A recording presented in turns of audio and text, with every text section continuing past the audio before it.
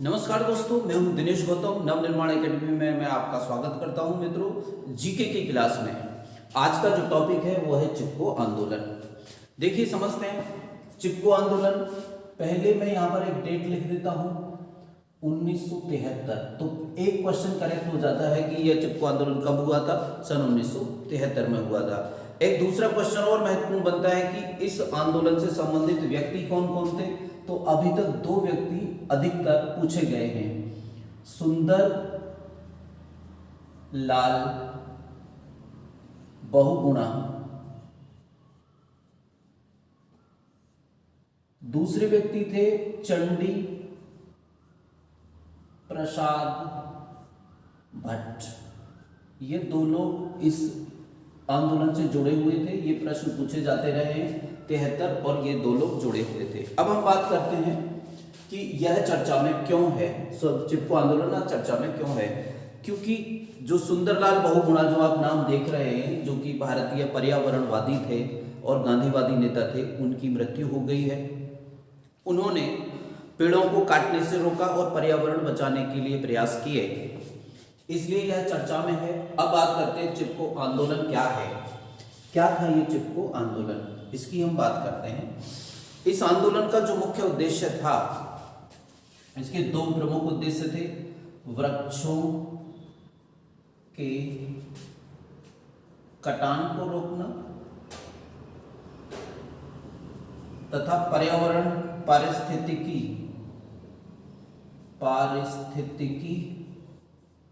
की रक्षा करना। ये दो काम थे, रक्षा करना, इसके दो काम थे।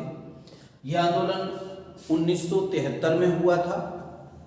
इसमें लोग एकत्र हो जाते थे तथा कुछ लोग पेड़ों को जो काटने का काम कर रहे थे, उनके आने से पहले पेड़ों को जेट भर लिया करते थे, आलिंगन में ले लिया करते थे, उनसे चिपक जाते थे और उन्हें पेड़ों को काटने नहीं देते थे। इसलिए इस आंदोलन को चिपको आंदोलन कहा जाता है। एक और काम करते थे लोग, लोगों के काटने वालों के आने से पहले ही अब एक दूसरे की बाजू पकड़ के पेड़ों का घेरा डाल दिया करते थे और उन्हें पेड़ों को नहीं काटने देते थे। अगली बात करते हैं महिला आंदोलन, क्योंकि इसमें बहुत भारी मात्रा में महिलाओं ने हिस्सा लिया था, इसलिए इसे महिला आंदोलन भी कहा जाता है। बात करते हैं आंदोलन की पृष्ठभूमि क्या थी। 1970 के दशक में जो सरकार उस समय थी, इंदिरा गांधी की सरकार थी, उन्होंने खेल का सामान बनाने वाली कंपनी एवं कागज बनाने वाली कंपनियों को एवं अन्य सामान बनाने वाली कंपनियों को जंगलों का ठेका दे दिया था, ताकि वो पेड़ काटकर और खेल का सामान एवं कागज बना सकें। इससे पर्यावरण की बहुत भारी क्षति होने वाली थी और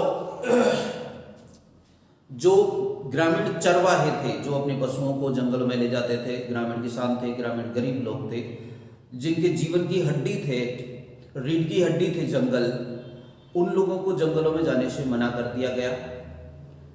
उनकी अर्थव्यवस्था पे भारी प्रभाव पड़ने लगा।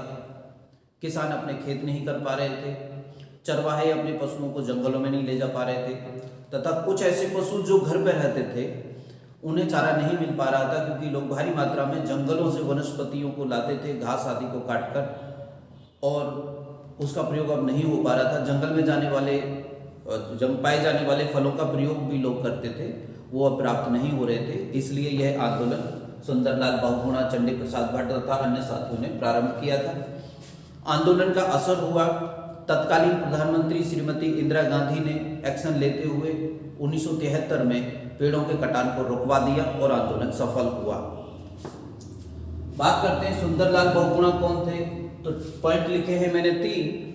भारतीय पर्यावरणवाद के अग्रदूत माना जाता है इन्हें। ये गांधीवादी नेता थे और इन्होंने एक नारा दिया था, पारिस्थितिकी स्थायी अर्थव्यवस्था है। पारिस्थितिकी स्थायी अर्थव्यवस्था है। उम्मीद है मित्रों ये टॉपिक आपको समझ में आया होगा। हमारी वीडियो को शेयर करें, लाइक करें एवं सब्सक्राइब करें। धन्यवाद।